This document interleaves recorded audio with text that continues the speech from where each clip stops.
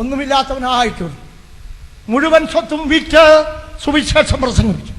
എവിടെ സുവിശേഷം എത്തിയിട്ടില്ലയോ പാസ്റ്റർ വർഗീസിന്റെ നേതൃത്വത്തിൽ കൺവെൻഷൻ അവിടെ ഉണ്ട്. ആളുകൾക്ക് ഭക്ഷണം കൊടുക്കും, വണ്ടിക്കൂലി കൊടുക്കും, സകലവും ചെലവായി 5 രൂപ വാടകയ്ക്ക് ഒരു വീടെടുത്ത് പോയി താമസിച്ചു. അവിടെ വെച്ച് ആദ്യമുണ്ടായ അനുഭവമാണ് അഴലേറും ജീവിതമരുവി. 16 ദിവസം പട്ടിണിയായിപ്പോയി. 16 ദിവസം ആഹാരമില്ല. ഈ നിലവും പുരടവും സ്വത്തും വീടും കറവ പശുക്കൾ 18 ഇതെല്ലാമുള്ള വീട്ടിലെ അറിയപ്പെട്ട ഞാൻ ആഹാരമില്ലാതെ കിടക്കുന്നത് വല്ലവരെ അറിയിക്കാൻ ഒക്കുമോ? എൻ്റെ ഭാര്യ വീട്ടുകാരെ അറിയിക്കാൻ ഒക്കുമോ? ഞാൻ സ്വത്തുകൾ വിൽക്കുമ്പോൾ രഹസ്യത്തിൽ അവർ വന്ന ഭാര്യയുടെ ചെവിയിൽ പറയും. അത് ആ പാട്ടിനകത്ത് ചേർത്തിട്ടുണ്ട്. ചേലോടെ തന്ത്രങ്ങൾ ഓതിടുവാൻ ചാരന്മാരുണ്ടാധികം സാഹേ അടച്ച് ചാരന്മാരെന്നാണ് വിളിച്ചിരിക്കുന്നത്. നിന്റെ ജീവിത പ്രതിഷ്ഠയിൽ നിന്ന്, നിന്റെ ജീവിതത്തിന്റെ തീരുമാനത്തിൽ നിന്ന്, നിന്റെ ജീവിതത്തിന്റെ ഓജസ്സിൽ സധൈര്യത്തിൽ നിന്ന് നിന്നെ പിടിച്ചു മാറ്റുവാൻ ശ്രമിക്കുന്ന ആരുമാണ് നിന്റെ ജീവിതത്തിലെ ചാരന്മാർ. അത് ബന്ധുക്കളാവാം, സ്വന്തക്കാരാവാം, സഹോദരങ്ങളാവാം, മറ്റുള്ളവരാകാം. അവരുടെ മുമ്പിലെ അഭിമാനത്തെക്കാൾ നിന്റെ ജീവിതത്തിന്റെ പ്രതിഷ്ഠയെ സൂക്ഷിക്കുകയാണ് നിനക്ക് വലുത്. 16-ാം ദിവസം ഒരു പാവപ്പെട്ട സ്ത്രീ 24 അരി കൊണ്ട് തന്നു. 1/2 രൂപയും. അതിനകത്ത് 1/2 രൂപ 8 അണ. ഞാൻ വൈഫിനെ വിളിച്ചു, ഒരുവാ കർത്താവ് നമുക്ക് ഭക്ഷണം തന്നു. ഒന്നിനും പതറരുത്. ഞാൻ വെള്ളം കുടിക്കുന്ന കിണറെ നോക്കി ഒരു വരി എഴുതി. ആ കിണറിൽ പച്ചവെള്ളം കോരി കുടിക്കേണ്ട ഭാര്യയ്ക്ക് പച്ചവെള്ളം കോരി കുടിക്കാനും വയ്യ. അവൾ അഴലേറുന്ന ജീവിതത്തിൽ കിടന്ന് അവളെ നോക്കിയാണ് ആ പാട്ട് പാടിയത്. അവിടെ മുറിയിലൊരു ഞരക്കം കേട്ടു. 2 കുഞ്ഞുങ്ങൾ, ഇദ്ദേഹത്തിന് പരിചയമുള്ള എൻ്റെ മൂത്ത മകളും അതിൻ്റെ ഇളയവനും. കുടിച്ചിട്ട് കുഞ്ഞുങ്ങൾക്ക് പാല് കിട്ടുമോ? വയറ്റിലോട്ടൊന്നും ആഹാരം ചെല്ലാൻ പാല് കിട്ടുമോ? അതുങ്ങൾ കിടന്ന് കരയും. എൻ്റെ മുറിയിൽ എൻ്റെ ഭാര്യയുടെ മുറിയിലേക്ക് പോയി നോക്കിയപ്പോൾ അവൾ ക്ഷീണത്തിൽ ബോധരഹിതയല്ല എങ്കിലും തളർന്ന് കിടക്കുകയാണ്. അതുകൊണ്ടാണ് ഞാൻ ഉടനെ അവരോട്, ദൈവം എനിക്കൊരു ട്യൂൺ തന്നു, നാച്ചുറലായൊരു ട്യൂൺ. ആരോടും ട്യൂൺ കടം വാങ്ങിച്ചിട്ടില്ല ഞാൻ ഇതുവരെ. 136 പാട്ട് ഞാൻ എഴുതിയ പാട്ട് നിങ്ങൾ പാടുന്നുണ്ട്.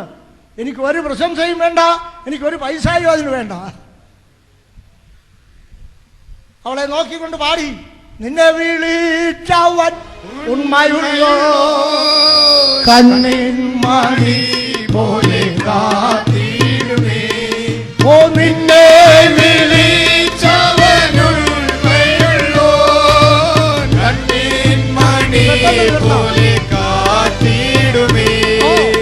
അന്ത്യം വരെ വഴുതാതെ അവൻ താങ്ങി നടത്തിടും പൊൻകരത്താൽ.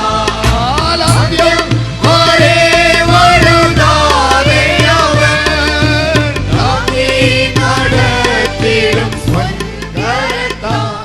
അവളെ നോക്കി അവിടെ മുമ്പിലേക്ക് വിരൽ ചൂണ്ടിക്കൊണ്ട് ആ പാട്ടിൽ സഹജേ എന്ന് വിളിച്ചിരിക്കുന്നത് എൻ്റെ ഭാര്യയുടെ പേരല്ല. സഹജ എന്ന് വെച്ചാൽ കൂട്ടുകാരിയെന്ന്. ഇപ്പോഴും അവളെ എനിക്ക് സഹജയാ. ചരിത്രം പറഞ്ഞാൽ വളരെ നീളും വേണ്ട. അവളെ നോക്കിക്കൊണ്ടാണ്, സഹജേ നീ ഇപ്പൊ തളരുകയാണോ? അർത്ഥബോധാവസ്ഥയിൽ കിടക്കുകയാണ് അവള്. എത്ര ദിവസമായി ആഹാരം ചെന്നിട്ട് 2 കുഞ്ഞുങ്ങൾ വലിച്ചു കുടിക്കുകയല്ലേ, തളർന്നുപോയി. വിശ്വാസിയെ, ദൈവമൈതലേ, നീ സ്നേഹിക്കുന്ന സത്യം, നീ പിടിച്ചിരിക്കുന്ന സത്യം സത്യമായതുകൊണ്ട് ആ സത്യത്തിനു വേണ്ടി നിന്റെ ജീവിതത്തിൽ കുറെ വിഷമം അനുഭവിച്ചാലോ പ്രയാസം അനുഭവിച്ചാലോ അതൊന്നും നഷ്ടമല്ല. അവളെ നോക്കി വിരൽ ചൂണ്ടി, അല്ലയോ സഹജേ, എൻ്റെ വിശ്വാസത്തിന്റെ കണ്ണങ്ങ് വിടർന്നു. ഞാൻ മുമ്പിൽ കണ്ടു ഒരു മഴവില്ല. അതാണ് ഞാൻ കാർമുകിലേറെ കരേറുകിലും കാണുന്നില്ലേ മഴവില്ല.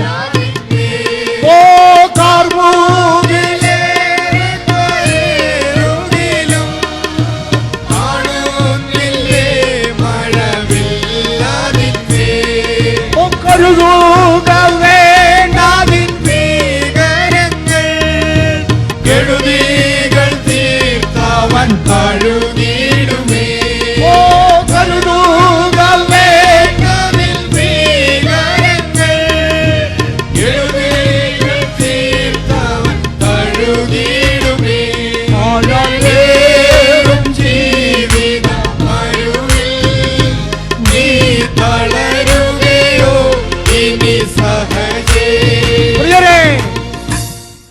പ്രിയപ്പെട്ട സഹോദരങ്ങളെ, എൻ്റെ വാത്സല്യ മിത്രങ്ങളെ, എൻ്റെ വാത്സല്യ അമ്മമാരെ, സഹോദരിമാരെ, ആത്മീയ ജീവിതം പൂമത്ത വിരിച്ചതല്ല.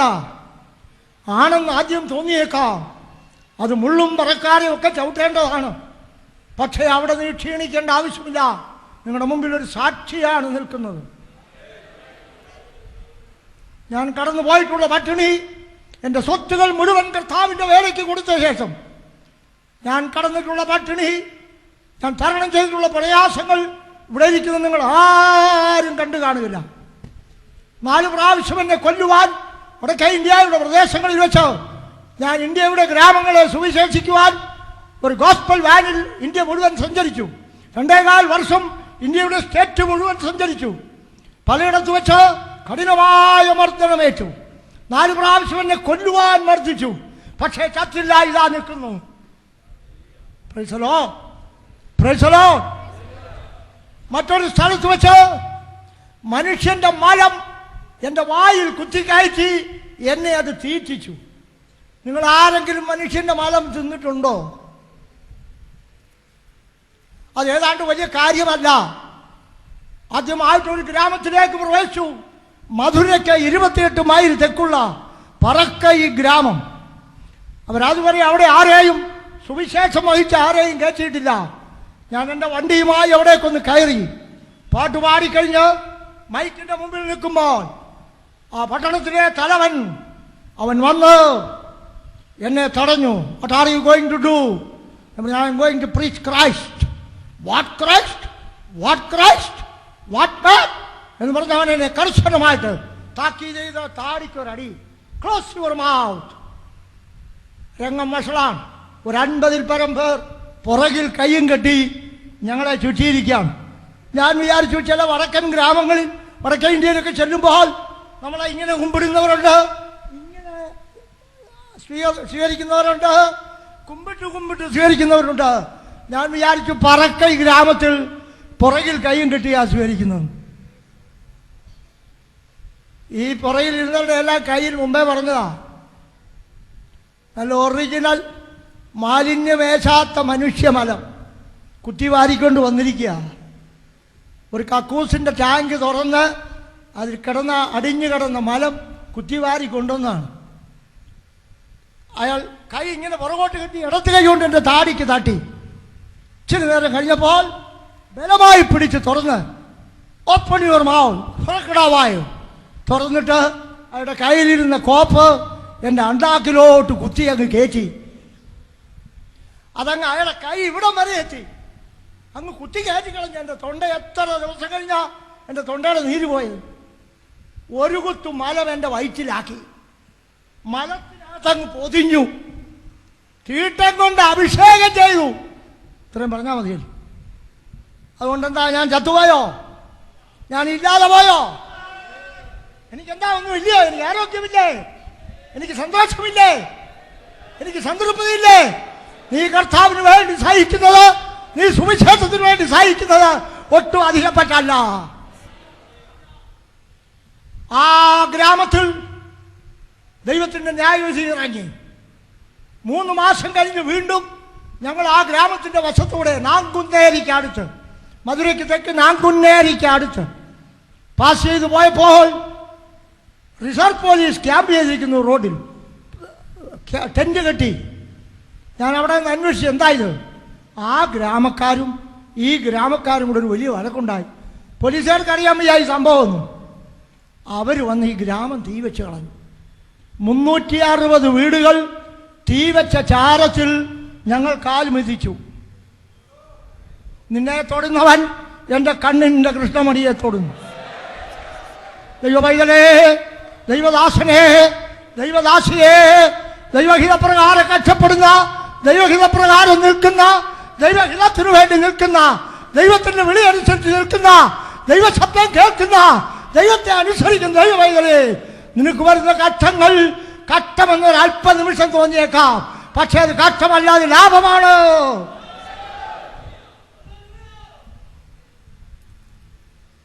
മുന്നൂറ്റി വീടുകൾ വെന്തരിഞ്ഞ് കിടക്കുന്നു, ഗ്രാമവീടുകൾ.